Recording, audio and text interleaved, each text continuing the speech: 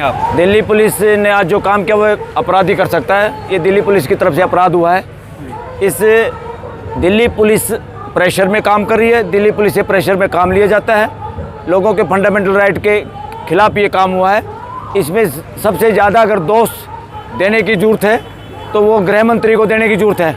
गृह मंत्री और प्रधानमंत्री को। गृह मंत्री के अंडर में यहाँ की पुलिस है।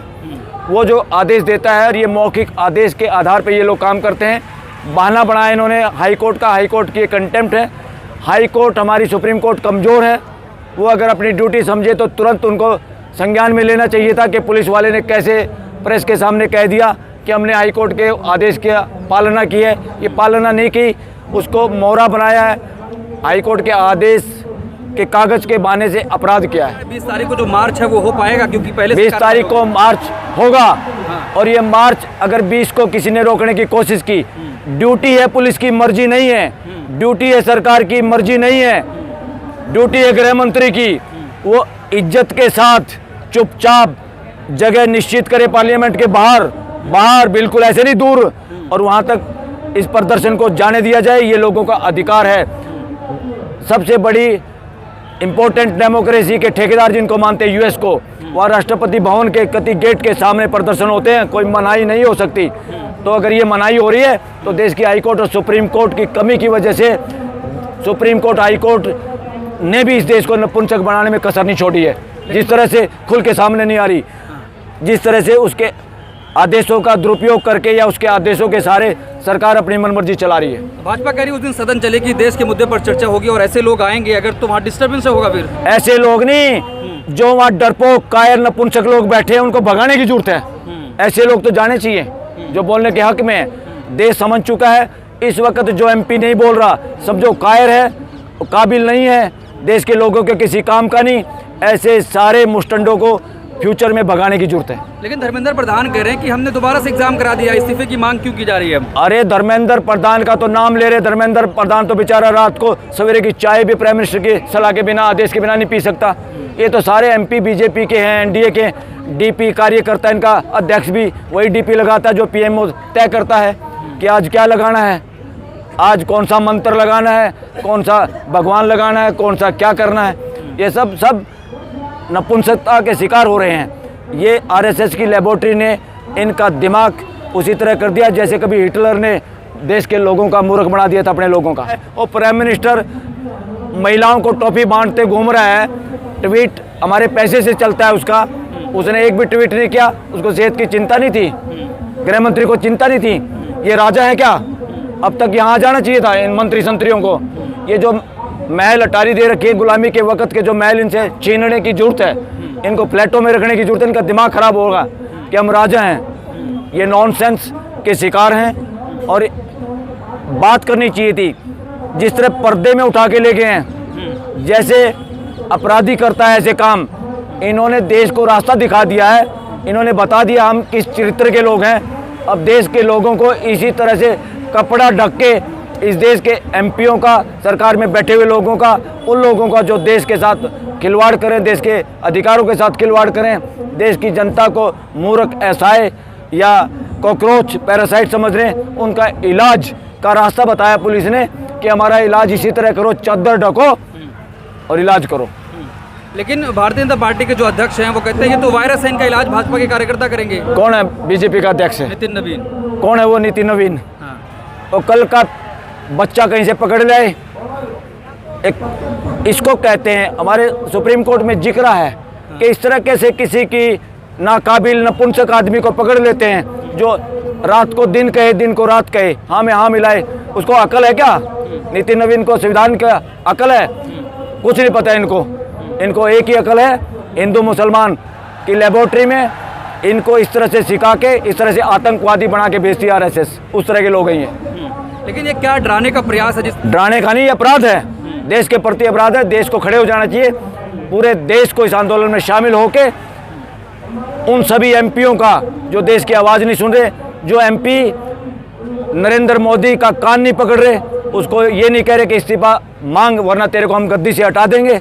इसलिए देश के लोगों को जरूरत है अब आंदोलन में शामिल होने की, हर उस एमपी का घेराव करने की जो जहाँ भी है, जो एनडीए में शामिल है, जो इस भ्रष्ट, तानाशाही और घटिया सरकार का समर्थन कर रहे हैं। लेकिन भाजपा कहती है देश के युवाओं का भरोसा नरेंद्र मोदी पर है। नरेंद्र मोदी के बारे में सुप्रीम कोर्ट और देश के वकीलों का मानना है इससे फ्रॉड प्राइम मिनिस्टर देश में कभी नहीं हुआ, इससे बैरूपिया, इससे षड्यंत्रकारी, और किसान तो पूरे देश के कह रहे हैं ये हत्यारा है, और देश के लोग बोलने की आज़ादी जो कम हुई है, लोग कह रहे हैं ये आतंकवादी है, क्योंकि आतंकवादी ही लोगों की आवाज़ दबाते हैं। सर कैसे देख रहे हैं, जब पहले की सरकारों में कोई भूख हड़ताल पर बैठता था तो सरकार घुटनों पर आ जाती थी, लेकिन इस सरकार में ऐसा कुछ नहीं। अरे सरकार, मैं पहले कह रहा कितनी बार समझाऊं, सरकार किसी के बाप नहीं, सरकार तो जनता की है।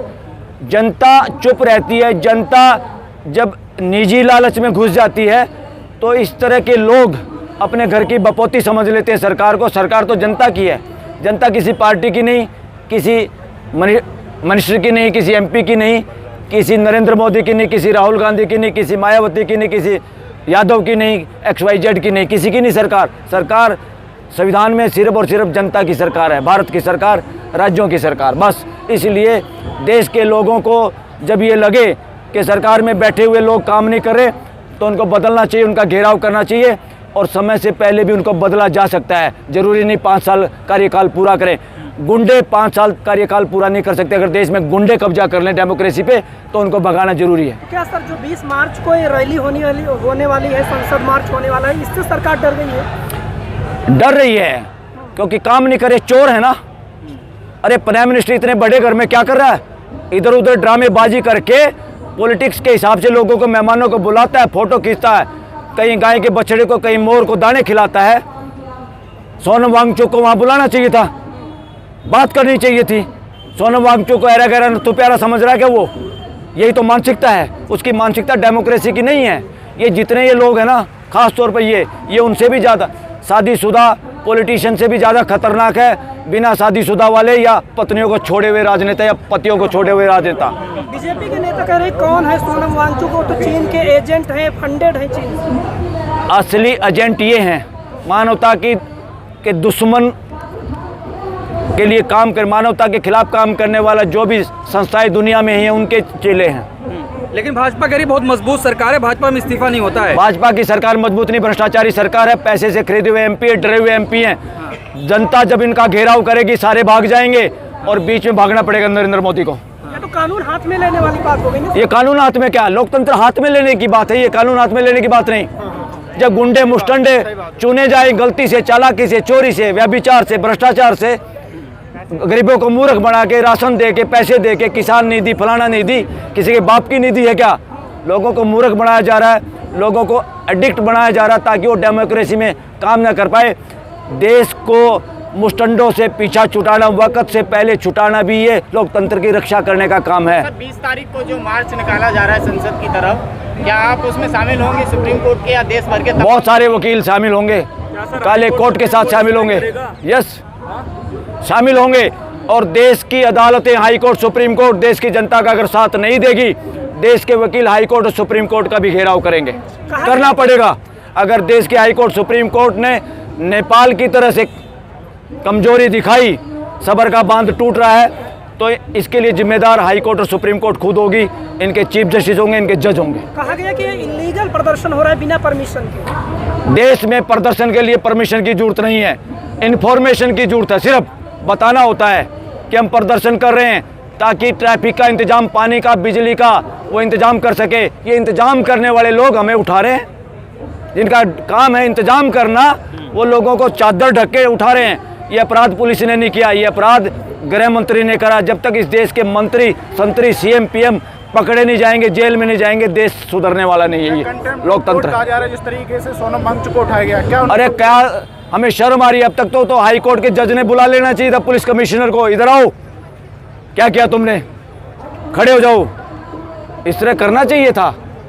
ये जानबूझ के कहीं से छांट के ले आए हैं, जिसने वादा किया होगा मैं कर दूंगा इनका इलाज, उसी को रात को बनाया है। चेक करो इसको, कौन है पुलिस कमिश्नर, कहाँ से आया, इसके पास कितना भ्रष्टाचार का पैसा है, कौन है इसके यारे प्यारे रिश्तेदार, सबकी जांच करो।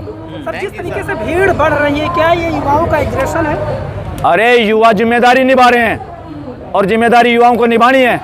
जब घर के बुजुर्ग नाकामयाब हों, उनकी एनर्जी कम हो या कोई 2, 4, 10, 20, 100 मुस्टंडे पूरे गांव को, पूरे शहर को खाड़ा तबाह करना शुरू कर दें तो युवा आएंगे नहीं कि अपने घर को बचाने, अपनी डेमोक्रेसी को, अपने देश को बचाने। देखिए सर, बहुत सारे लोग इसमें आ रहे हैं, अंदर आंदोलन में आ रहे हैं, जय श्री राम के नारे लगा रहे हैं और कुछ तरीके से माहौल खराब करने की कोशिश। इसमें आरएसएस वाले, बीजेपी वाले सारे घटिया काम करेंगे। जय श्री राम का क्या काम है भाई? यहाँ पर जय श्री राम के नारे लगाने वाला लगाओ जहाँ से उसका सारा चंदा चोरी हो लिया। जय श्री राम में ताकत होती तो मुस्टंडे वहीं पे बैठे बैठे उसकी मूर्ति के सामने पैसे नहीं चुराते। जय श्री राम के भरोसे रहने की जरूरत नहीं है, इस चक्कर में पड़ने की भी जरूरत नहीं है। समानता का नारा लगाओ, जय संविधान, भाईचारे का नारा लगाओ, जय भीम, इस नारे से बचो।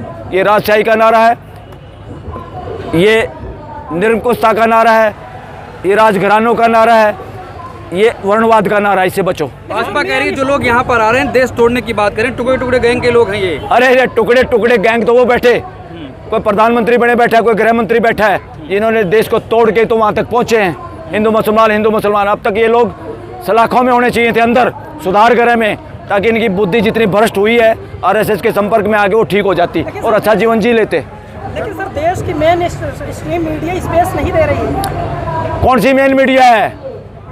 अरे देश की मेन मीडिया ये सोशल मीडिया है जो इनको चुभ रहा है, इसके लिए बंद करना चाहते हैं। सुप्रीम कोर्ट ने भी अभी एक आदेश जारी किया है कि वकील बोलते हैं, फलाना बोलता है, लोग सोशल मीडिया पे बोलते हैं। अरे तुम्हारे को क्या दर्द हो रहा भाई? सुप्रीम कोर्ट क्या दर्द हुआ चीफ जस्टिस को? तुम नेपाल की तरह काम करना चाहते हो, आवाज़ दबाना चाहते हो?